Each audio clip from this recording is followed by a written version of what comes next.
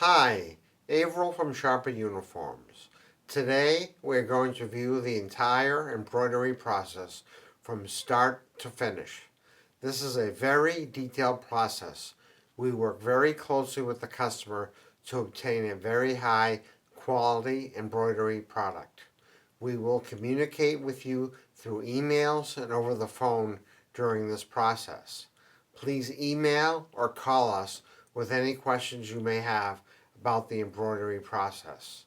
Enjoy the video. This is the first step in the embroidery process. Please fill out the embroidery declaration form on the website and attach your logo. It can be either a PDF, JPEG, or other common format. From there, we will send back a quote based on the embroidery costs and the garment costs. The first step after you fill out the declaration form is attach your logo to the form. Either a JPEG or a PDF works fine. As you can see here, here's a picture of the customer's logo that we're going to embroider on the sweater. The next step is we're going to turn this into a digital DST file that the embroidery machine can read. As you can see here, you can see the various stitches of the logo, and the embroidery machine reads each thread color and puts it in the proper spot. We'll now move on to the actual embroidery process. There's a one-time charge to the customer for the embroidery DST file. We then keep that file on file, so in the future, if you request more garments with the same logo, there is no additional fee to create the embroidery file. Once the customer approves the quote, then we'll do a sew out of the logo onto a swatch. We will scan the swatch with the logo and email to the customer for their signed approval. If it is a large volume of garments, we will actually sew out an actual shirt or sweater or blouse and mail that to the customer for their approval. Once everything is approved, we then move forward with the volume of shirts or blouses. Here is a thread color chart that we use that has the Pantone matching system color numbers. This is what we match to your logo, so your logo comes out with the right colors. As you can see, we have every color of the rainbow here. And these are actual threads on little swatches. So we can actually match the actual color of the thread to your logo.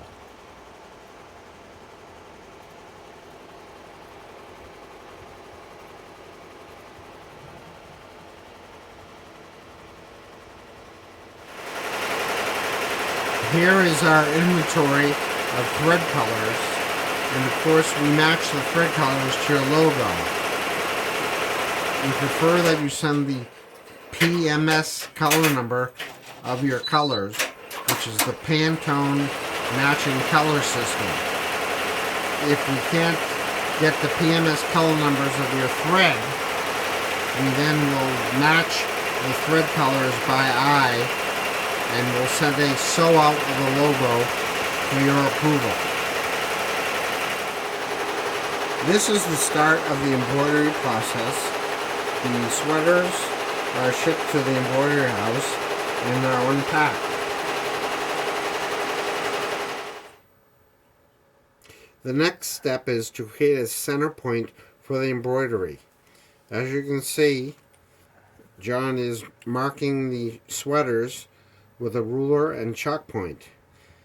Again, we pay a lot of attention to detail. We do this for each size of the garment. We just don't take a average mark point, which a lot of embroiderers do. We actually take a mark point for the specific size of the garment. In this case, these are 4XLs being marked. And this is exactly where the center of the logo is going to be embroidered. The next step is to hoop the garment, in this case the sweater, By hooping it, it stabilizes the fabric of the garment so when it's embroidered, it does not move. Part of the hooping process is we put backing, like a felt backing, on the inside of the garment so it does not pucker with all the thread. Of course, the larger the logo, the more chances of it to pucker, so that's why I put a backing during the hooping process. Depending on the size of the logo, different size hoops are required. Here's a selection of hoops that we have for the embroidery process. From small to medium to very large into the backs of the garment. The next step is to place the hoop with the garment into the embroidery machine. Here we see the embroidery machines, and if we take a look at the back of the embroidery machine, here is where all the thread collars are that are going to be included in the logo. So here's the embroidery machine, and we'll take a closer look at the hoop with the sweater, and here's an almost completed logo that we're doing for a customer. Now we'll take a look at the embroidery machine as it does the actual stitching of the logo. Here you see the needle going up and down as it creates the logo. Actually, this is a very complex logo, and it's going to take about an hour to actually sew the entire logo.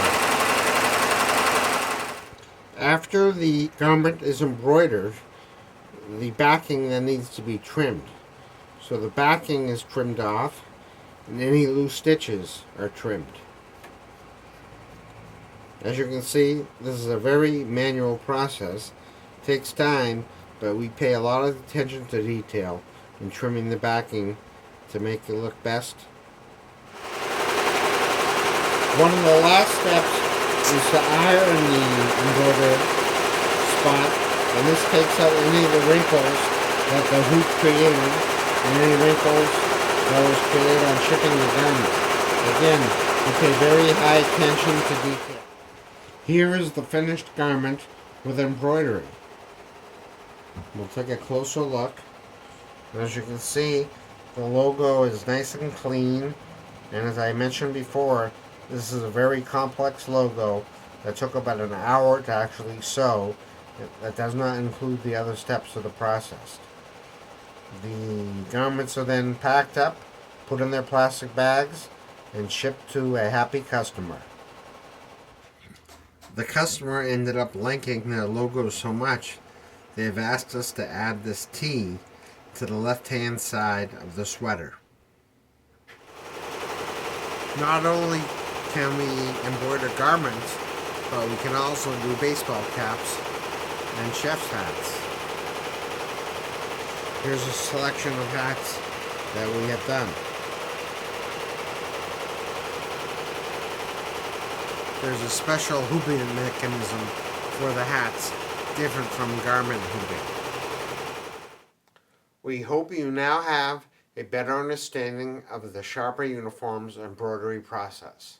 Please do not hesitate to email or call customer service. Have a great day, and we look forward to seeing you on the web.